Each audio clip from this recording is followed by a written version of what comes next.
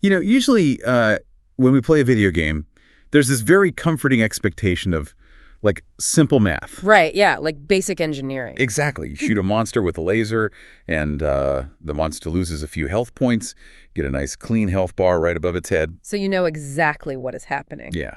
It's a safe feeling. We love things to be visible. We want to actually see the danger coming at us. But then you step into the world of this supernatural survival game, Ghostwatchers. Oh, man, yeah. Yeah. Ghostwatchers. Suddenly, all that simple math it's completely broken. You cannot just shoot the ghosts. No, definitely not. You are looking at a gameplay landscape that is dark, it's confusing, and, well, it is absolutely terrifying. It's the literal definition of a nightmare. So welcome to the Deep Dive, everyone. Today we are opening up the ultimate pro player playbook for Ghostwatchers. We really are. We have collected this enormous stack of sources from the official game wiki. We have deep information on every single ghost, every item you can buy, every game modifier, and every hidden mechanic, right? Which is wild. Yeah. Our mission today is very clear for you guys listening. We're going to take you from a terrified beginner who, just hides in the closet. Which is a valid strategy at first. True. But we will turn you into a hardened elite ghost hunter. You're going to learn the secret strategies of the absolute top pro players. And we have a special rule for our conversation today. We want everyone to follow along easily. So we're going to speak in very simple, clear English. Yes. We want foreign language teachers, non-native speakers, everyone to understand every single word without any stress. Right. We will keep our sentences straightforward, but we will still use the real in-game technical terms, words like EMF, ectoplasm, or, the materialization device. Because if you play the game, you already know those words anyway. We will just explain them perfectly. Exactly. I love that rule. We really don't need complicated words to explain these brilliant strategies, so let's just get right into it. Surviving in Ghostwatchers isn't just about, running fast. No, you definitely cannot outrun every problem in this game. Surviving is about weaponizing your knowledge. Your brain is your best weapon here. So we're going to cover every hidden pro tip in the archives. But before we can hunt the absolute most dangerous ghosts, we need to talk about the environment they live in. Right. We need to talk about insane difficulty. Insane difficulty is the absolute highest level of play. This is where the pro players live. If you want to understand the game, you really must understand how the game breaks you at this specific level. It totally breaks you. So let's quickly explain the basic gameplay loop for anyone who might be new. Sure. Normally, you drive up to a haunted house in your van, you walk inside, and your first job is just to find evidence. You use your tools to find clues. And these clues help you determine 3 specific things, right? The ghost's age, its mood, and its type. Exactly. Once you know those 3 details, you use a tool called the materialization device. Right. Think of this device like a supernatural 3D printer. You type in the ghost's age, mood, and type. And if you are correct, the device actually forces the invisible ghost into a physical, visible form. It's so cool. And then after the ghost is physical, you have to complete specific tasks to weaken it. You might have to throw salt on it or maybe light some candles. Finally, when it's weak, you catch it with a trap. Right. That's the normal game. But insane difficulty changes everything. It is just absolutely ruthless. Let's talk about that materialization device first. Yeah, this is a big one. On the normal difficulty setting, the game is pretty forgiving. You get 3 chances to use the materialization device. So if you mess up, no big deal, right? Right. If you guess the evidence wrong, you just try again. But on insane difficulty, you only get 1 single attempt. Just one. It's like trying to guess the password on a live bomb. You punch in the numbers, right, and if you make one wrong click, the bomb explodes. The game is just over instantly. It really is a brilliant design choice by the developers, though. It forces players to be 100% certain of their evidence. You simply cannot guess. It elevates the game from, a cheap haunted house ride into a true high-stakes detective experience. Absolutely. And the danger is just everywhere. Oh, let me tell you about the safe zones. On normal difficulty, if you get scared, you can literally just run out the front door. Yeah, the ghost stays inside the house. Right. You can stand in the yard, catch your breath, and relax. But on insane difficulty, the ghosts do not care about doors. Not at all. They will chase you right outside. They will hunt you in the front yard. It's terrifying. The only place you are actually safe is inside your van. And furthermore, the ghost attacks your actual equipment. If you are holding a tool, the ghost can crush it right in your hand. It just breaks permanently. Yes. The tool breaks permanently. The only way to stop this is to buy and wear a special item called the Improved Bracer. Wow. And what happens if the ghost actually grabs you? Let's say it drags you down the hallway. Well, on Insane, the sheer panic causes your character to drop all their items. Everything you are holding just falls onto the dark floor. So you literally have to crawl around and find your flashlight while the monster is laughing at you. Pretty much. It is incredibly stressful, and your protective items are severely weakened too. Right, like the cross and stuff. Yes. Yeah. Items like a cross, the Christ statue, and the incense. They usually protect you multiple times. But on Insane, they only have one single charge. So you use them once, they burn up, and you are defenseless again. Even the physical traces, like the ghost's footprints, are delayed, right? They don't appear on the floor right away. Exactly. Everything is harder. This all sounds bad, but here is where the pro players really shine. Yes. Let's get into the pro tips. So the most exciting secret for Insane mode involves your evidence tools. The standard tools you use to find clues. They simply do not work. Wait, they don't work at all. Nope. The thermometer is broken. The ghost notebook is completely useless. The advanced tablet will not turn on. Okay, so I know people are wondering, how do you find evidence if your tools are broken? This is where you must use your human senses. Let's look at discovering the temperature of the room. Without a thermometer, you must listen very closely to your own character's body. Oh, the audio design here is so perfect. If you walk into a bedroom and it is freezing cold, you don't look at a screen, you look at your character's mouth. Right. You will see thick white steam coming out when they breathe. And you'll also hear a very loud, intense shivering sound. Your character's teeth will literally chatter. Yes, and if the room is just mildly cold, you will only hear a very faint, quiet chill sound. But what happens if the ghost creates extreme heat? If the room becomes an oven, like somewhere between 45 and 55 degrees Celsius, your character will start to panic. You will hear severe shortness of breath. Like they're panting. Yeah, exactly. Panting heavily, like they just ran a marathon. Yep. And you will also see a visual animation of sweat dropping down the screen. You literally have to pay attention to your own virtual body to understand the room. It is incredibly immersive. Now, what about EMF? Right, electromagnetic field. Normally, you use a little scanner that beeps. But on Insane, you have no scanner. So the pro strategy here is to stare at the normal electrical appliances inside of the haunted house. Like the televisions and the radios. Exactly. You must watch them. If you stand near a TV and you hear a weak, intermittent static noise, that means you have an EMF reading of level 3. Okay, and if you hear a very loud, constant static noise... That is an EMF reading of level 5. But wait, there is a very special, highly dangerous reading called red EMF 3. How do pro players identify that without their scanner? Well, you watch the television screen. For red EMF 3, you will hear that loud static noise, but you will also see bright sparks flying out of the TV or the radio. Oh, wow. It looks like the machine is going to catch on fire. Yes, those sparks are your visual clue. That's amazing. Okay, another piece of evidence is drawings. Normally, a ghost will draw a scary picture in a special notebook. But remember, on Insane, you do not have the notebook. Right, so what do? You must search the entire house for children's cubes. These are little wooden blocks with letters and pictures on them. They are scattered randomly around the map. You really have to hunt for them. Yeah, and if the ghost is nearby, it will use its invisible energy to arrange the cubes into a picture. The cubes might show a picture of a human, a skull, or a cross. You have to explore every single dark corner to find them.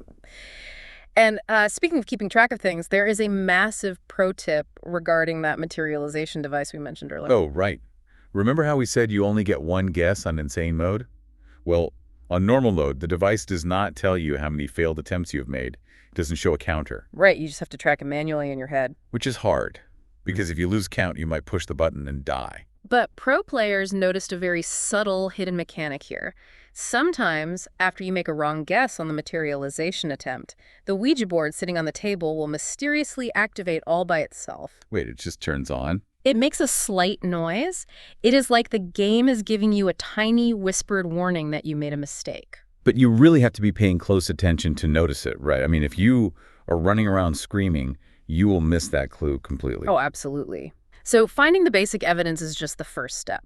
But understanding the psychology of the ghost before you even use a tool is what truly separates the rookies from the pros. Yeah, this moves us away from our broken tools and into the mind of the entity itself.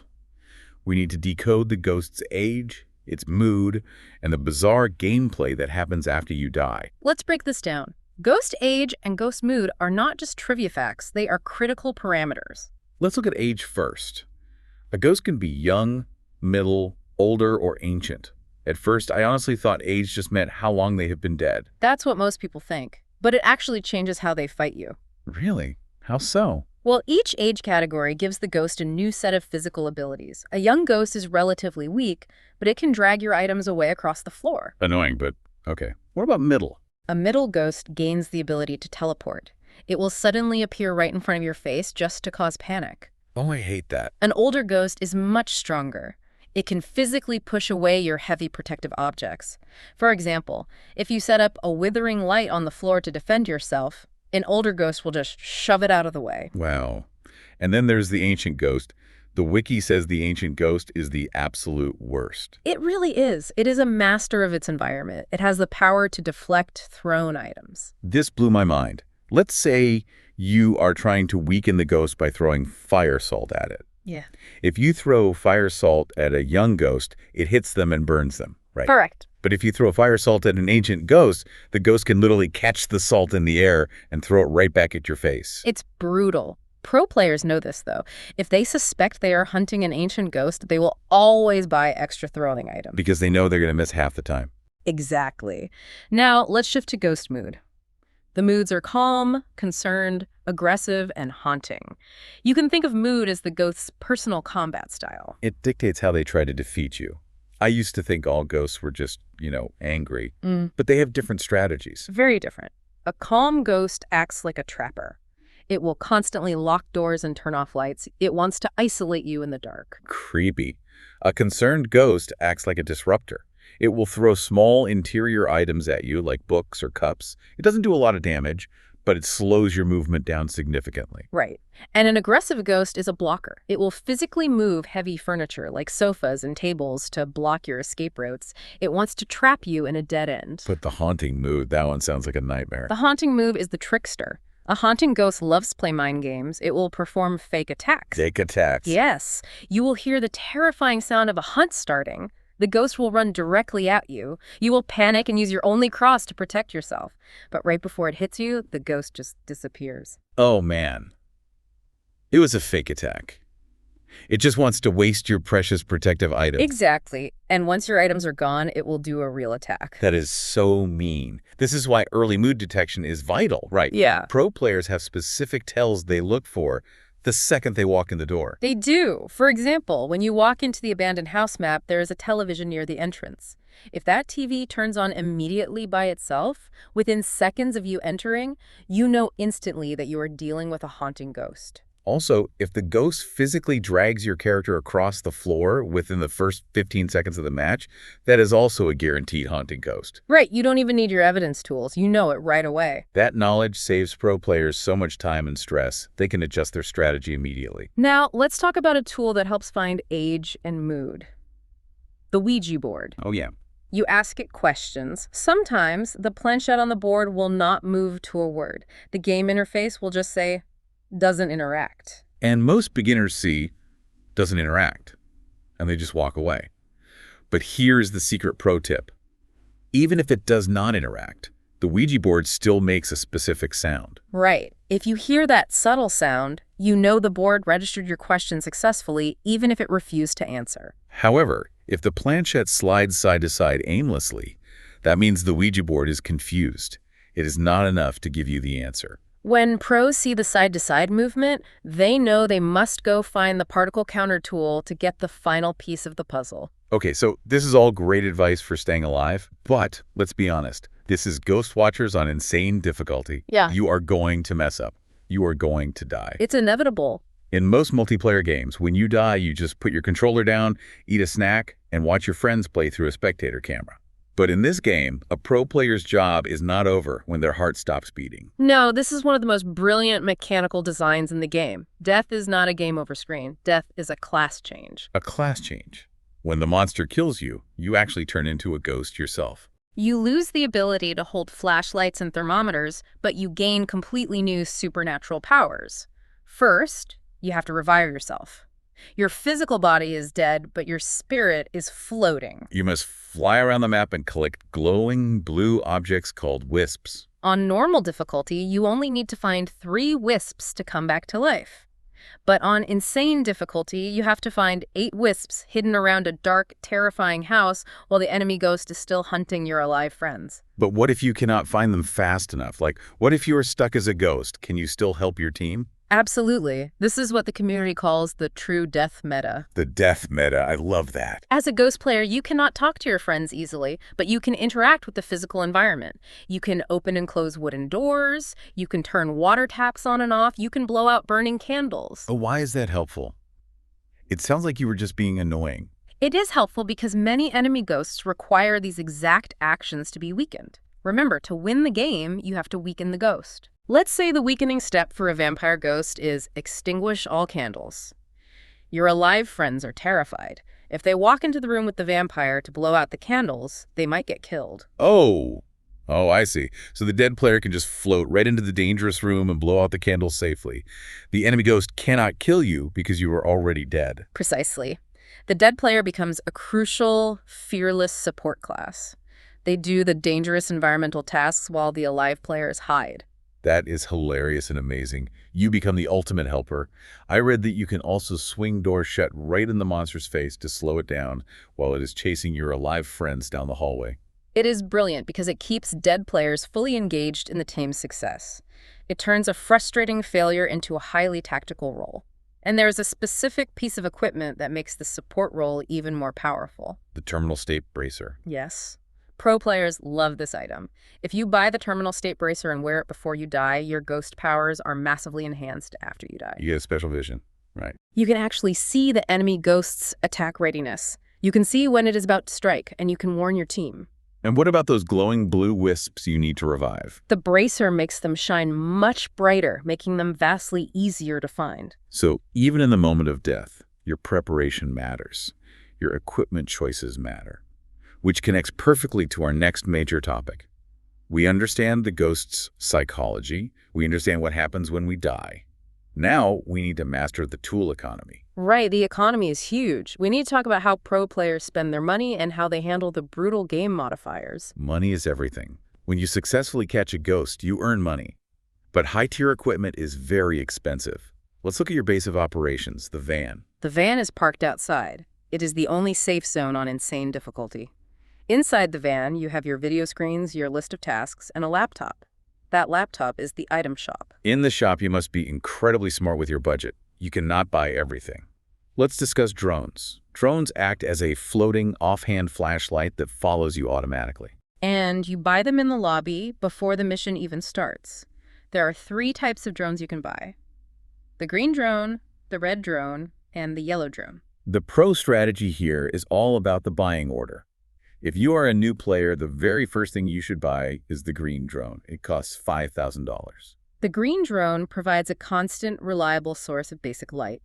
When your handheld flashlight breaks or you have to drop it, the green drone keeps you from standing in total darkness.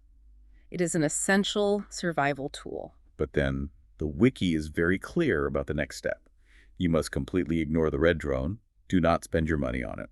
Beginners often buy the red drone because it seems like a logical upgrade. It costs $6,000, it gives normal light, and it also shines a UV light, which helps you see ghost footprints on the floor. So why skip it? That sounds useful. Because you are wasting money that you desperately need for the ultimate prize, the yellow drone. The yellow drone. It costs $12,000. It is extremely expensive. It gives normal light. It gives UV light. But most importantly, the yellow drone gives your character 1 extra inventory slot. Wait, you might be listening to this and thinking, why on earth would I spend $12,000 just to carry 1 extra item? But remember what we said about insane difficulty. You have to carry evidence tools, protective items, and weakening items. If you run out of space, you have to drop a protective cross to pick up a thermometer. Right. And dropping a defensive item on insane difficulty is usually a death sentence. That single extra inventory slot provided by the yellow drone is literally the difference between escaping the house alive and becoming a ghost yourself. It is the most valuable upgrade in the entire game. That makes perfect logical sense when you explain it that way. Now let's move from defensive items to offensive items.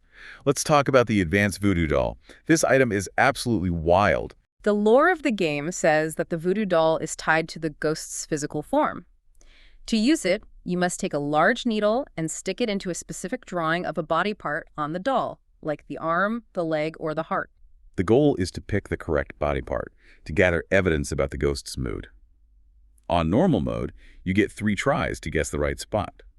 But on insane mode, you only get 1 try. Right. If you stick the needle in the wrong spot, the doll catches on fire, the ghost screams in anger, and the ghost instantly spawns right in front of your face and attacks you. So naturally, an amateur player will try very hard to guess the correct spot to avoid getting attacked.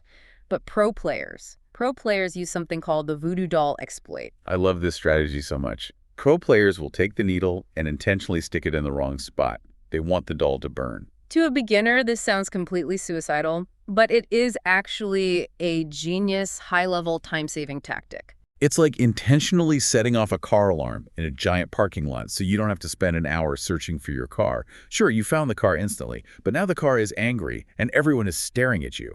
That is a perfect analogy. Many of the high-level ghosts require you to bring the voodoo doll to their physical location as a weakening step. Hunting for a roaming, invisible ghost in a giant dark mansion takes a lot of time, and time drains your sanity. So instead of hunting the ghost in the dark, you stab the doll wrong. The ghost is forced to spawn directly in front of you. You are suddenly standing face to face with the monster. But because you summoned it on purpose, you have the weakening items ready in your hand. Exactly. You complete the step instantly without having to search the house. You are trading safety for extreme speed. It is a brilliant example of risk and reward game design. Okay, let's talk about the game modifiers. Modifiers are special settings you can choose before the match starts. They make the game much harder, but if you win, you get a massive cash multiplier. The first major modifier is the crisis modifier. In crisis mode, almost all of the free starter items are completely removed from your van. The shop on your laptop also has very limited stock. You cannot just buy whatever you want. The pro tip for crisis mode is simple. Never play it alone. Only play Crisis with a fully coordinated group of friends on voice chat. Because items are so rare, you cannot afford to duplicate them. Right. If you coordinate perfectly, like player A buys the thermometer, player B buys the camera, you only need to spend about $200 total. The profit margin at the end of the mission is astronomical. Next is the pentagram modifier. This changes the entire flow of the game. Instead of catching the ghost with a normal trap, you must complete a complex ritual. You have to search the dark house and find 5 highly cursed items: a broken watch, a dream catcher, a ritual mask, a ritual rose, and a dead man's skull. You find these creepy items and you have to bring them to a room that has a large pentagram drawn on the floor in blood. Then you use a special dagger to start the ritual. The game gives you a very short time limit. And you have to pick up the correct cursed item and place it on the correct corner of the star. And while you are doing this puzzle, the ghost is actively trying to grab you and stop you. It is pure panic. But here is the worst part. If the time runs out before you finish, the ritual fails. And when it fails, the game takes all 5 cursed items and magically scatters them all over the giant house again. You have to start the search all over. That punishment is brutal. So what do the pros do? Therefore, pros use a strategy called pentagram prep. Before they ever touch the dagger to start the timer, they spend 10 minutes finding all 5 items, they carry them to the ritual room, and they simply drop them on the floor directly inside the circle. That way, if they mess up the puzzle and the ritual fails, the game tries to scatter the items, but they are already in the room. You just pick them up and start again instantly. That is incredibly smart planning. What about the ectoplasm modifier? For the ectoplasm challenge, your team must collect 3 large pieces of glowing green ghost slime. 2 pieces are hidden somewhere in the house, like Easter eggs. The 3rd piece is much harder to get. It only drops from the ghost itself when you successfully hit the monster with a defensive item during an attack. But there is a massive catch. If you drop a piece of ectoplasm on the floor to make room in your inventory, the ghost can steal it back. If the invisible ghost just walks over the slime disappears. Wow. Because of this stealing mechanic, pro players completely change their combat strategy. The pro tip here is to use irritating items rather than protecting items. Let's explain the difference. A protecting item is something like the Holy Cross. If the ghost attacks you and hits the cross, The ghost is banished. It disappears and goes back to its spawn room. But an irritating item is something like fire salt. If the ghost hits the fire salt, it does not disappear. Instead, it gets confused. It pauses in place. It coughs and stumbles. It gives you a small window of about 3 or 4 seconds where it cannot attack. Why do you want it to pause instead of disappear? Because if you use the cross, the ghost disappears, drops the ectoplasm, and you have to go find it. But if you use the fire salt, the ghost drops the ectoplasm right in front of you, and it stands there confused. You have 3 seconds to safely bend down, pick up the glowing slime, and run away before the ghost recovers and steals it back. You are manipulating the monster's recovery animation to secure the objective. Yeah. It is brilliant. Finally, we have the most terrifying modifier of all, run or die. Run or die sounds exactly like what it is. When this modifier is active, the front doors lock behind you. The lights flicker constantly. The ghost becomes highly resistant to almost all of your tools. Your character's walking speed is reduced. In run or die mode, your expensive technological tools are basically useless. You cannot scan the ghost. You cannot easily defend yourself. So what is the ultimate pro strategy? You hoard medical supplies. Pro players will spend all their money buying the syringe of adrenaline or the large adrenaline kit. When you inject your character with adrenaline, your sprint speed increases massively for a short time. Right. You abandon all the complex detective work. You literally just inject yourself with adrenaline and sprint through the dark hallways, trying to outrun the monster in a pure foot race for your life. You only use thrown items to slow it down for 1 single second so you can turn a corner. It turns a slow detective game into a high-speed survival horror movie. It strips away all the comfort of your equipment. You must have perfect knowledge of the map layout or you will run into a dead end and die. Okay, so we have discussed the tools, we understand the modifiers, we know how to survive the environment. Now it is time to look at the actual enemies we are hunting. Let's move to the specific ghosts. We will start with the lower level threats, the rank 1 and rank 2 ghosts. Even though these are the lowest ranks, they are incredibly dangerous on insane difficulty.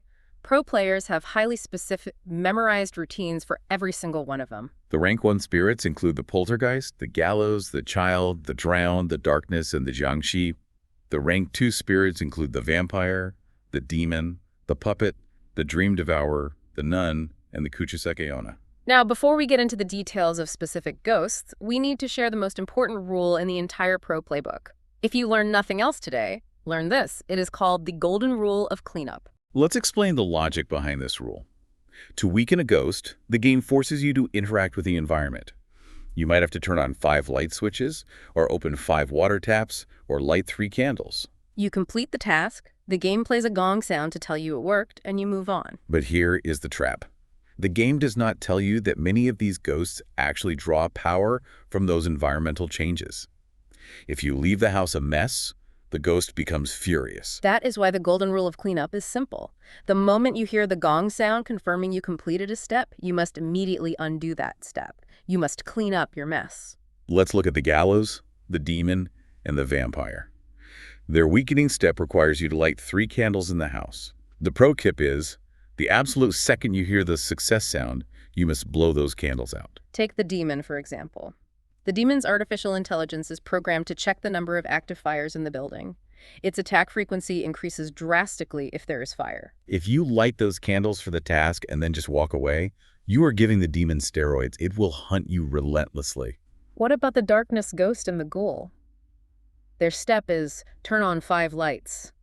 You run around clicking switches, gong, step complete. Turn them off. The darkness ghost is an entity of shadow. If you force the lights on, you weaken its shadow form for the objective. But if you leave them on, its AI adapts. It becomes highly aggressive because it is constantly being burned by the light. It uses hit-and-run tactics to destroy the bulbs. You must plunge the house back into darkness to calm it down. And then there's the drowned ghost and the mad doctor. Their step is open 5 taps. You go into the bathrooms and kitchens and turn on the sinks. Water starts pouring everywhere. Close those taps immediately after the step register. The drowned ghost is deeply unsettling. The lore says she died in a flooded basement. If you leave the taps running, she can initiate a special drowning attack. Your physical computer screen starts to fill with dirty virtual water. Your character starts gasping for air and you take damage over time. To stop the drowning, you have to sprint through the house and find a physical clone of the drowned woman standing near a water source. If you left all 5 taps running, she could be at any of them. If you close them, you control the environment. This cleanup rule requires massive discipline. Amateur players hear the success sound, they panic about the ghost, and they just run away, leaving lights on and water running. Pro players remain calm. They manage the house like a professional janitor. Let's look closer at a specific rank 1 ghost, the child. The lore behind this entity is tragic and horrifying. She is a young girl who died during the Chernobyl nuclear disaster in 1986. The story says her father managed to put a heavy military gas mask on her face just before the radiation hit, but it was not enough. Now she haunts the game wearing that black gas mask with little braided hair. Mechanically, the child presents a unique physical challenge that frustrates a lot of players. She is very short. Because she is a child, she has the smallest physical hitbox in the entire game. A hitbox is the invisible box around a 3D model that detects collisions. Because hers is so small, throwing defensive items like fire salt at her is incredibly difficult. Most players aim at normal chest height, and the item just flies right over her head. The pro tip is you must force yourself to look low to the ground. Her point of view is much lower than the other ghosts. If you are using the cursed mirror tool to track her invisible movements, you must angle the glass downward or you will not see her reflection. Furthermore, the child has a highly specific item interaction that you must prepare for. She's the only ghost in the entire game that requires the cursed toy item for a weakening step. The cursed toy is a creepy little doll you find randomly in the house. Most players ignore it, but if you are hunting the child and you see that toy, you must hoard it. Pick it up. Keep it in your safe van, because eventually the game will tell you to move the cursed toy. If you bring the toy into the house and walk near her, she will actually stop attacking and follow you around like a lost puppy. It is deeply unsettling. But do not hold the toy for too long or she will realize what you are doing and attack. She also has a psychological attack. She can plant fake clones of herself directly into your character's mind. You will suddenly see little girls in gas masks standing in the corners of the room. If you point your camera at them or look directly at them, your character takes heavy sanity damage. You just have to stare at the floor and ignore the children. Another fascinating rank 1 spirit is the Jiangshi. The lore states this is a reanimated corpse from a Chinese mythology context. A desperate scientist attempted to transfer a living mind into a dead body, but the machine malfunctioned, and his own consciousness was trapped in the rotting corpse. The Jiangshi has a terrifying mechanic. When it spawns, it places a deadly, ancient music box somewhere in the house. The box plays a beautiful, haunting melody that echoes through the hallways. It sounds beautiful, but it is a trap. If you move your character's feet while the music is actively playing, you take 5 points of damage for every single step you take. Your health drains instantly. You literally have to freeze. You stand perfectly still in the dark. You wait for the music to pause for a few seconds. Then you sprint toward the sound, stop when it plays again, and eventually find the box to destroy it. The pro strategy to handle the Jiangshi itself is to use an item called magic powder. If you throw magic powder on the floor and the Jiangshi steps in it, the chemical reaction slows the corpse down heavily, making it much less aggressive. But the best part about the Jiangshi is a hilarious secret achievement the developers added. It is called Just a Chill Guy. To unlock this achievement, you must survive a single session by standing perfectly still, listening to the Jiangshi's music box for more than 10 consecutive minutes. Pro players will literally start a match, trigger the Jiangshi, walk outside to the front yard where it is safe, take their hands off the keyboard, and just stand there for 10 minutes listening to the creepy music just to get the trophy. It proves the developers have a fantastic sense of humor. Moving on to the poltergeist. This is an angry spirit. The lore says he was a bartender who was murdered and boiled alive in a city sewer. He is furious. His main attack is grabbing ghostly copies of physical objects like chairs and lamps and hurling them at your head for 20 damage each. The poltergeist interacts heavily with the doors in the house. The pro tip here is fascinating. Always pull the doors near him. Do not push them, pull them. If you pull a door open in his presence, his movement speed decreases. But there is a cruel irony here. One of his mandatory weakening steps is open all doors. We talked about this. Opening every single door in a giant mansion takes way too much time. You will be exposed and he will throw a table at you. Therefore, the pro strategy is to buy the syringe of adrenaline, inject yourself, run at superhuman speed through the entire house, and swing every single door open in a matter of seconds before he can even react. Let's move up to rank 2. I want to talk about the Kuchisake Onna. This is based on the famous Japanese urban legend of the slit-mouthed woman. The lore says her jealous husband mutilated her face with scissors. Now, she haunts the game wearing a surgical mask. Her mechanic is purely psychological. She does not just attack you physically. She walks directly up to your character, the game pauses your movement, and she asks you a direct question through a dialogue box. Am I beautiful? It is so terrifying. She takes off the mask, reveals her horrible face, and you have to select an answer on your screen. If you panic and click yes, she attacks instantly. If you click no, she attacks instantly and tries to cut your character's mouth. So what on earth do you say to survive? You must carefully move your mouse and select the dialogue option. Let me think. It is brilliant. If you say that, her AI pauses. She gets confused by the ambiguous answer. She still prepares to attack you, but the pause gives you about 3 seconds to turn around and run for your life. The pro tip documents also mention a secret interaction. If she corners you, you can hand her a specific item, the magic mirror. If you give her the mirror, she looks at her own reflection and the attack stops completely. But be warned, she will steal the mirror and hide it somewhere else on the map. Next in rank 2 is the Dream Devourer. This is not a human ghost. This is a creature born purely from sleep paralysis. It is a massive, black, smoky entity that steals your consciousness. When it attacks, it literally rips your mind out of your body and places it into a small, fragile human clone on the other side of the map. You have to navigate this weak clone back to your physical body before time runs out and you die. The pro tip for defeating the Devourer is light. Light is its ultimate enemy. Turn on as many light switches as possible right at the beginning of the game to restrict its movement. You should also find the cursed mirror early to track the black smoke. And if you have a photo camera, keep it equipped. A sudden camera flash directly in its face slows its movement drastically and puts its consciousness-stealing attacks on a cooldown. Finally, for rank 2, we have the puppet. The lore tells a sad story of a Venetian carpenter. His son died, so the grieving carpenter built a life-size wooden doll that looked exactly like him. But the devil placed an evil, violent soul inside the wood. The wooden doll came to life and strangled the carpenter to death. The puppet is horrifying to fight. Its unique ability is that it creates small, knee-high mini puppets. These little wooden dolls scatter around the house, running after you and stabbing your ankles for 4 damage each. And the whole time, you hear this creepy, echoing wooden laugh. The pro tip to deal with the mini puppets is, again, intense light. You cannot shoot them. You must aim a powerful flashlight directly at them or activate the house's lighting system. Shining bright light on the clones causes the wood to burn and shatter. And for the main puppet boss, it retains a primal fear of fire.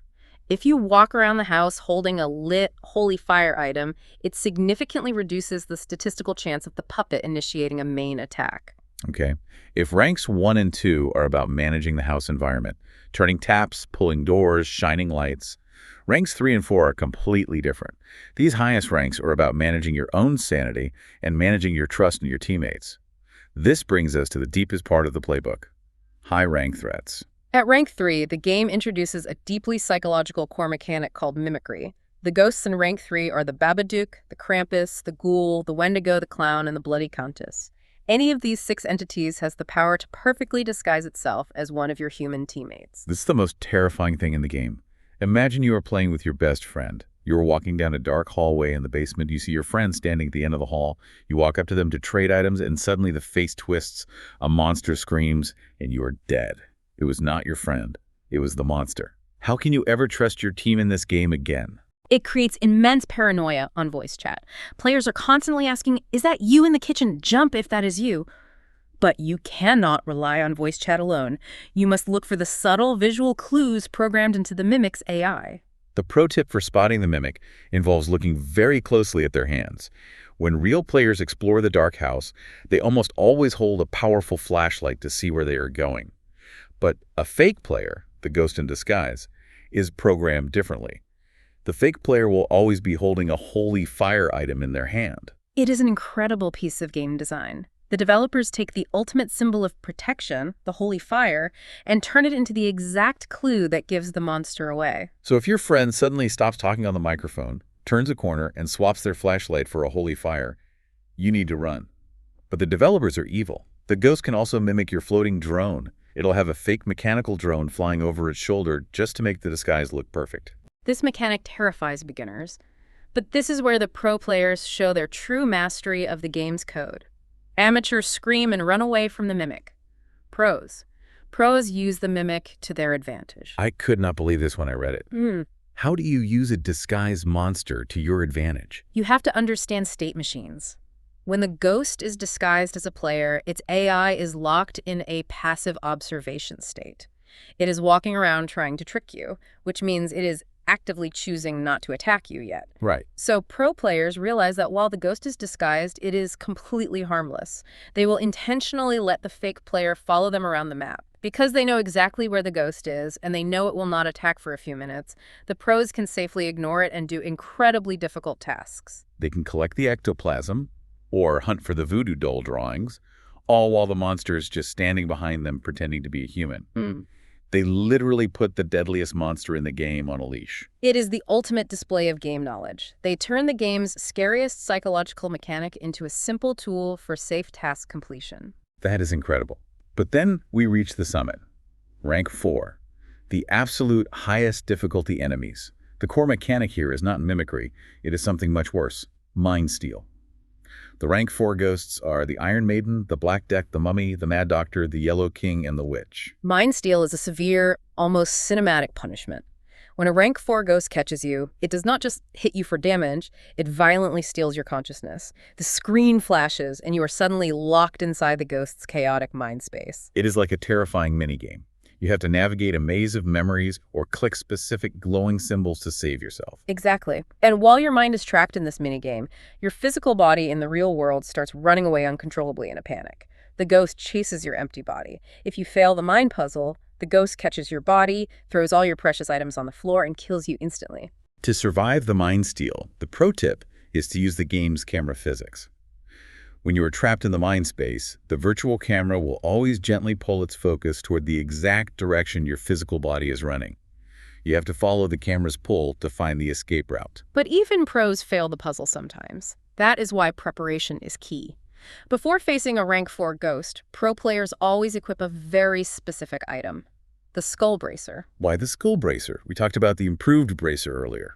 The improved bracer stops tools from breaking in your hand. But the skull bracer has a different function. If the ghost catches your mind and you fail, normally you drop all your items on the floor, which ruins your economy. The skull bracer magnetically binds your items to your inventory. You keep all your expensive gear even if you get attacked and killed. It saves massive amounts of money and time. Let's look at specific counters for these terrifying high-rank monsters. Starting with the Black Death, this is a rank 4 entity. The lore is brutal. The story says this creature guarded a witch's coven during the bubonic plague in medieval Europe. Visually, it is horrifying. It has a torn belly, giant bat wings, and rotted, jagged teeth. Mechanically, the Black Death controls space. It creates large, glowing, green poison swamps on the floor under players' feet. If you step in the swamp, you slow down to a crawl and take rapid damage. It also causes plague fluid to flow down the walls of the house. If you run past the fluid, zombie hands jump out of the wallpaper and grab you. The counter to the poison is fire. You must equip the holy fire and literally burn the poison swamps away to clear a path. But here is the trick that gets pros killed. The holy fire burns the swamps, yes, but it does not protect you from the Black Death ghost itself. If the main ghost charges at you while you are holding the fire will not banish it. You will get hit. And if those wall hands grab you, the ghost does something devastating. It attacks your progress. It resets the last 2 weakening steps you completed. You spent 10 minutes lighting candles and opening taps. Gone. You have to do them again. It is agonizing. How do you know if it reset your progress? You must watch the user interface. A line of bright green text will appear at the top of your screen, accompanied by a heavy, squelching sound effect. If you see that green text, your progress was destroyed. Next is the Bloody Countess. She is rank 3. She is actually based on a real Russian historical figure from the 1700s, Darya Saltykova, a famously cruel landowner who tortured people. The ghost version of her is a sniper. She spawns invisible tombstones all over the map. These tombstones shoot solid red blood beams at players. If a beam hits you, it does 3 damage every 5 seconds until you die. The brilliant pro tip here is about vision. You cannot see the blood beams with your naked virtual eyes. The room looks perfectly empty. You must use a tool. You have to hold up a photo camera or a video camera and look through the digital lens. Only through the camera lens can you see the red lasers, track them back to the hidden tombstone, and destroy it. And while you are slowly walking around staring through a camera lens, you are extremely vulnerable. The pro strategy is to hold a cross in your offhand while you hold the camera. The cross passively blocks the damage from the blood beams while you search. Moving to rank 4, we have the Iron Maiden. This ghost is physically based on the medieval metal torture device. She is tall, metallic, and covered in spikes. She drops large, glowing green bear traps all around the dark map. You can hear them spawn with a loud, clanking iron sound. If you step in a green trap, the metal jaws snap shut. You take damage and bleed. But there is a hidden benefit. Yes, the game gives you a choice. The Iron Maiden loves to reset your weakening steps, just like the Black Death. However, if you are currently stuck inside one of her green traps, taking damage, she is mathematically blocked from resetting your progress. So to beat her, pros use adrenaline to run incredibly fast, beat her to the objective, and then intentionally step into her green traps. They sacrifice their own health to secure their progress points. It is a masochistic strategy. They also use the Christ statue to control her. If you place a Christ statue on the floor in a hallway, the Iron Maiden's AI is drawn to it. She will walk up to the statue and just stare at it in a trance. It slows her down massively and distracts her while your team does the puzzle tasks in the other rooms. Next is the Mummy, rank 4. The lore identifies him as Pharaoh Amenhotep. When he materializes, he spawns dozens of little crawling scarab beetles that scatter across the floor of the house. The absolute most important rule for the Mummy is this: watch your feet. Do not step on the scarabs. It is so hard. It is dark. You are running in panic, and the floor is covered in bugs. If you accidentally step on one and crush it, a little red scarab icon appears on your screen. If you crush too many of them, the ghost gets furious and resets your weakening steps. Even worse, if you reach the maximum crush limit, the game punishes you with a boss mechanic. It spawns a giant, heavily armored, instant kill scarab in a random room. If you even walk near the giant scarab, it bites you and you die instantly. It ends your run. However, the pro players found a microstrategy buried in the code, a very risky exploit. Yes. The AI reacts to a single crushed scarab by entering a brief analysis state. If you are extremely brave, you can run right up to the mummy ghost, look down, and intentionally crush exactly one small scarab right next to his feet. The ghost gets distracted by the death of its bug. It slows down and cannot attack you for a very short window of time. But if you miscalculate and crush 2 bugs, you are probably going to spawn the giant instant kill monster. It is a crazy risk. The Mad Doctor is another rank 4 nightmare. His lore names him Chester Shipman, a serial killer from 1984 who tortured patients with morphine and electric shocks. This ghost is the ultimate enemy of your technological equipment. He does not just attack you, he attacks your bank account. The Mad Doctor creates massive, buzzing Tesla coils in the middle of the rooms. These coils crackle with blue electricity. They accumulate energy over time. You cannot shoot them. You cannot destroy the coil itself. Instead, you have to follow the wires on the floor. You must run around the coil, trace the wires, and find the electrical switches mounted on the walls. You must turn all the switches off before the central coil gets fully charged. It is a literal ticking time bomb, because if that coil reaches 100% charge, it explodes.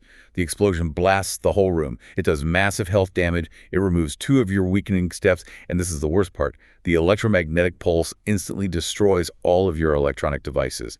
Your expensive thermometers, your cameras, your $12,000 drones, everything turns to burnt plastic. You lose tens of thousands of dollars in a single second. You must assign 1 player on your team to do nothing but monitor the Tesla coils constantly. He also leaves physical saw traps in the hallways. If you step on a pressure plate in the dark, a spinning saw blade jumps out of the wall and kills you. Whoa! You have to crawl on the floor and find a tiny reset button on the trap mechanism to turn it off safely. He is a mechanical genius. Let's briefly look at the Wendigo, rank 3. This is based on the chilling Apache legend of starved hunters who resorted to eating human flesh in a freezing cave. The Wendigo's unique attack is that it traps players inside a magical cage made of sharp wooden twigs. You are suddenly locked in a wooden box. The cage slowly shrinks, getting tighter and tighter.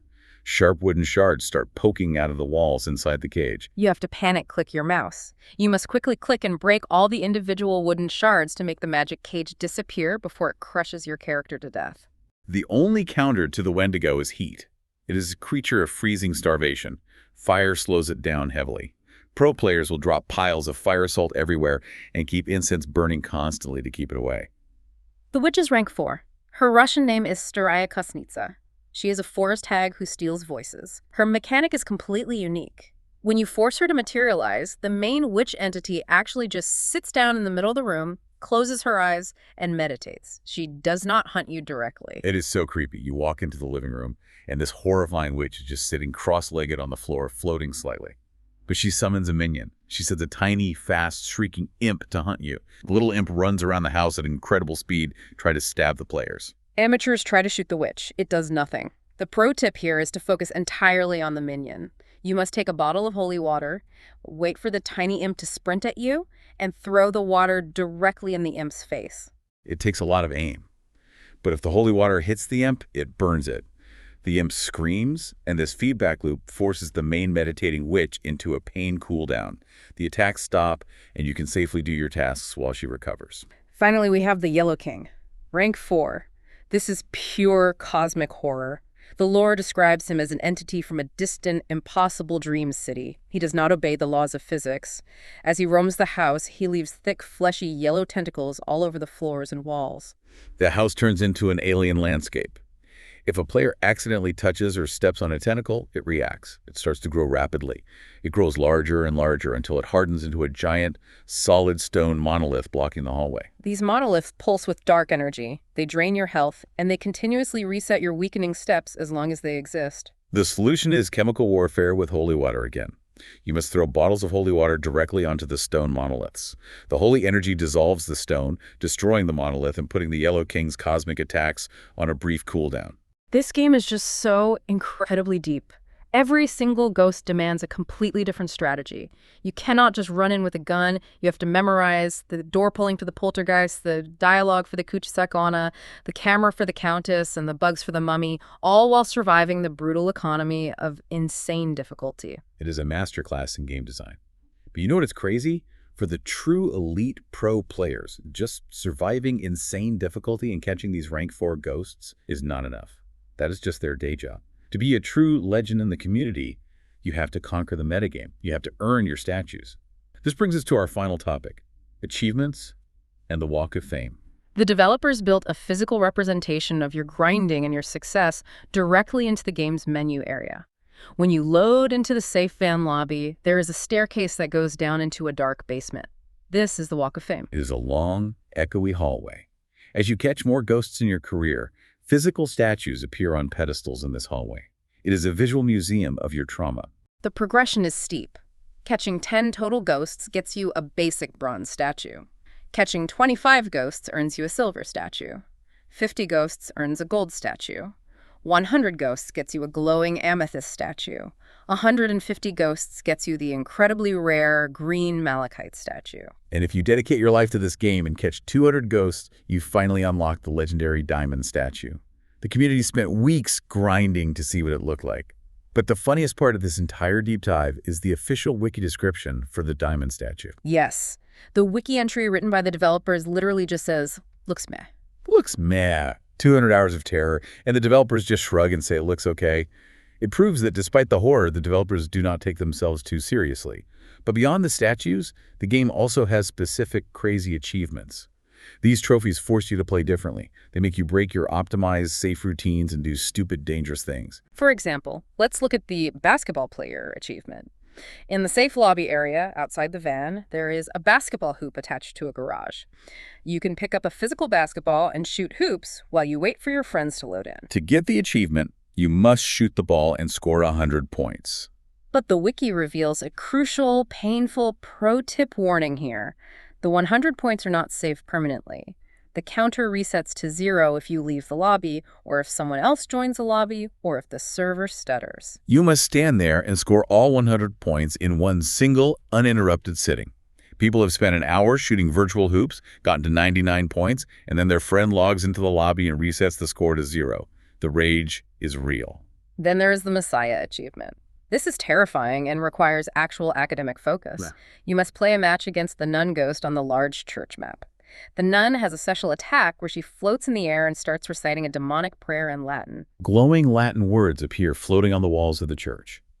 You have to look at the words and click on them in the exact correct grammatical order to counter the prayer. If you make a mistake or click the wrong Latin noun, a shockwave hits the room and everyone takes 50 massive damage. To get the Messiah achievement, you must survive 10 of these deadly prayers in a single session without making a single mistake in the Latin text. You literally have to become a Latin scholar to win. You are parsing ancient verbs while a demon screams at you. Ugh. Another absolutely brutal achievement is called First Time. This trophy requires you to play against the Gallows Ghost. This entity's main attack is dropping heavy hangman's ropes from the ceiling in dark hallways. If you walk into one, the rope goes around your character's neck. The screen goes dark, you hear a snapping sound, and you have to violently shake your mouse left and right to struggle and escape the noose before you suffocate. Fair. It is incredibly stressful. To earn the achievement, you must purposely walk into the hangman's noose, struggle to survive it, heal yourself, and then do it again. You must purposely hang yourself 10 times in one single match. You are intentionally triggering the game's most deadly attack over and over just for a digital trophy. It goes against every survival instinct you have built. There is also a rare server event called Shadow Rampage. During this random event, the normal ghosts are replaced by roaming, shadowy figures. These shadows have the highest damage output in the entire game. The on-screen instructions tell you to hide in closets until the event ends. But the developers added an achievement called Shadow Fight. To earn it, you cannot hide. You must walk out into the open and purposely let the shadows damage you for 200% of your total health without dying. When you first read that, it sounds mathematically impossible. Your character only has 100% health. If you take 200% damage, you are dead twice over. How do pro players do it? They stockpile medical supplies, they fill the van with first aid kits and med kits, they walk up to the shadow, take a massive hit that drops them to 10% health, run away, inject themselves with medicine back to 100%, and then run back to get hit again. It is a highly calculated dance with death. You are playing chicken with the game's damage numbers. And finally, the crown jewel of insane achievements. The Madman achievement. This requires you to turn on the sanity modifier. With this modifier active, your character has a sanity meter that slowly drains as you spend time in the dark or see scary things. If your sanity hits 0, your character has a panic attack, drops all their items, and becomes highly vulnerable to instant death. You can buy expensive sanity pills from the shop to restore the meter. To get the Madman achievement, you must complete the mission and catch the ghost. But you must also use every single bottle of sanity pills available in the shop inventory. And this is the crazy part. You must trigger the final ghost trap at the exact microscopic second that your sanity meter hits exactly 0. It requires perfect, frame-perfect mathematical timing. You have to calculate the exact drain rate of your sanity per second. You stand near the trap, watch the meter drop. 3, 2, 1, 0. Click. It is insane. Pro players are just built differently. They turn a game of horror and panic into a game of spreadsheets in milliseconds. These achievements are brilliant because they solve a major problem in game design. Once you become a pro, you optimize the fun out of the game, you learn how to avoid all the scary mechanics. These achievements force you to step back into the dark. They force you to experience the terrifying mechanics you spend hundreds of hours learning how to avoid. It keeps the game fresh and scary. Okay, let's unpack everything we have learned today. We started by stripping away the comfort of normal video games and facing the brutal reality of insane difficulty. We learned that when your thermometer breaks, you have to watch your character's breath for steam or sweat. When your EMF scanner fails, you have to watch the television for sparks. We broke down the psychology of the entities. We learned the difference between an ancient ghost that throws your weapons back at you and a haunting ghost that fakes attacks to waste your gear. We learned how dying is not the end, but a transition into a vital support class where you blow out candles for your team. We looked at the van economy. We proved why spending $12,000 on a yellow drone for a single inventory slot is the smartest investment you can make. We revealed the genius, if slightly crazy, voodoo doll exploit, where you stab the doll wrong on purpose, just to summon the ghost instantly and save time. We covered the golden rule of cleanup for the low-rank ghosts, proving why you must always turn off the lights and close the taps to prevent the spirits from absorbing environmental power. We learned how to survive the child's tiny hitbox and the Jiangxi's deadly music box. And we survived the psychological horrors of the high-rank entities. We learned to watch our friends' hands to spot the mimic holding a holy fire. We learned the importance of the skull bracer to protect our gear during a mine steal. We learned how to avoid the mummy's scarabs and disarm the mad doctor's exploding Tesla coils. You now possess the complete, unfiltered knowledge of a top-tier Ghostwatchers professional. But as we close this deep dive, I want to leave you with a thought. We have spent this entire time dissecting the rules. We learned the exact steps. We know exactly which mathematical items trap these entities. We have turned supernatural survival into a clean, predictable science. Right. We figured out the math. We are back in control. But if you look closely at the deeper lore hidden in the game, look at the Mad Doctor's bloody notebooks. Look at the Yellow King's impossible shifting city.